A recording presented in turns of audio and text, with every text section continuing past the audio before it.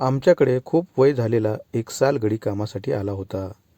खूप दिवसापासून माझा नवरा शेतातील कामे करण्यासाठी एक सालगडी शोधत होता. आमच्याकडे शेती भरपूर होती, यामुळे सगळीकडे लक्ष देणं माझ्या नवऱ्याला शक्यच नव्हतं.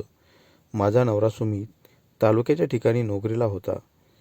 मी प्रिया एका शहरातील मुलगी होते. यामुळे शेती कामाची मला फारशी माहिती नव्हती. काही दिवसापूर्वीच माझ्या सासऱ्यांचंही निधन झालं होतं. यामुळे घरातील सर्व कामं माझ्या नवऱ्यालाच पाहावी लागायची. आमच्याकडे सालगडी म्हणून आलेला गड्याचे नाव बबन होते. 60 वर्षे वय होतं त्याचं, पण त्याच्याकडे पाहून वाटायचं त्याचं वय 30 ते 35च्या घरात असेल. तो दिसायला खूप काटक आणि काम करायला खूप चपळ होता.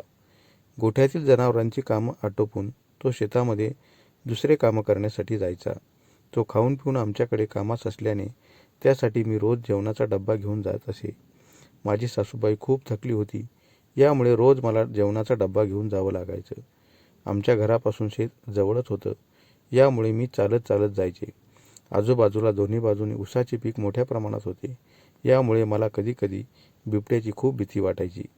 मी अर्ध्या वाटेत गेल्यानंतर बबन रस्त्यावर येऊन थांबायचा आणि मला म्हणायचा, मालकीनबाई, अजिबात घाबरू नका, मी उभा आहे.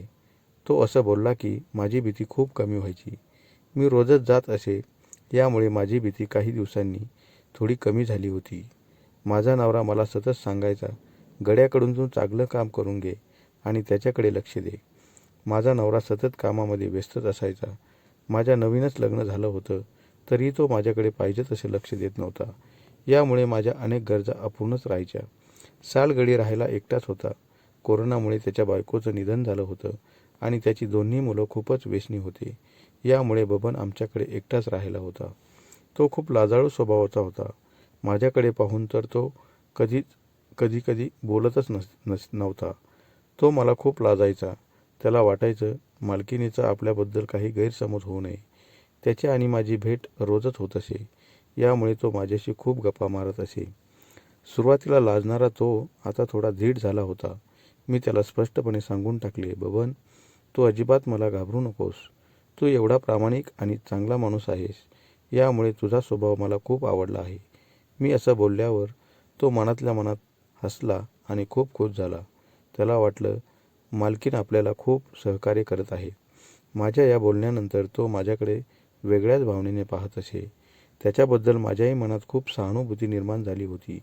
एकीकडे माझा नवरा माझ्यासाठी वेळच देत नव्हता, तर बबन मात्र सतत माझ्यासमोरच असायचा. काही दिवसांनी तो माझ्याकडे खूपच आकर्षित झाला होता. एकदा मी शेतात डब्बा घेऊन गेले असताना त्याने आजूबाजूला पाहिलं आणि मला म्हणाला, चला मालकीनबाई, मी तुम्हाला गवत काढायला शिकवतो. मी कधीच विळा हातात घेतला नव्हता. मी गवत कापण्यासाठी खाली बसले तेव्हा तो उभे राहून सारखं माझ्याकडेच पाहत होता. तो माझ्या शरीराकडे खूप आकर्षित झाला होता. त्याने माझ्याकडे गवत कापताना लक्ष दिलं नाही, तेव्हा माझं बोट कापलं. त्याने माझ्या पोटातील रक्त पाहून आपल्या रुमालाचे 2 तुकडे केले आणि ते माझ्या हाताला बांधले.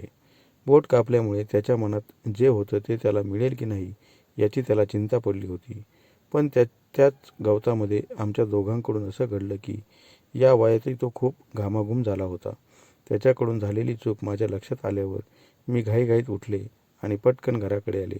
तेव्हा माझा नवरा माझी वाटच पाहत उभा होता. शेताकडे येण्यासाठीच तो निघाला होता. पण बरं झालं मी त्याच्या अगोदर आले होते, नाहीतर त्या दिवशी माझ्या नवऱ्याने जर का मला बबनबरोबर पाहिले असते तर खूप अवघड होऊन बसलं असतं. पण तोच माझ्यासाठी पाहिजे तसा वेळ देत नसे, यामुळे माझ्याकडून तशी चूक झाली होती. काही दिवसांनी बबनला माझ्याशिवाय करमतच नव्हतं. पण त्याचं सततचं आमच्या घराकडे येणं हे माझ्या सासूबाईला काही पटत नव्हतं. यामुळे तो मला शेतात बोलवायचा आणि बरीच कामं मला शिकवायचा. त्यासोबत त्याची गरज भागून घ्यायचा. पण काही दिवसांनी त्याच्या एका मुलाचा रस्त्यावर अपघात झाला आणि त्यामध्ये तो गेला. तेव्हा बबनला खूप धक्का बसला होता, कारण तो त्याचा मोठा मुलगा होता. यामुळे तो आमचं काम सोडून निघून गेला. त्याची खूप दिवस वाट पाहिली, पण खूप दिवस वाट पाहूनही तो पुन्हा काही आमच्याकडे आलाच नाही.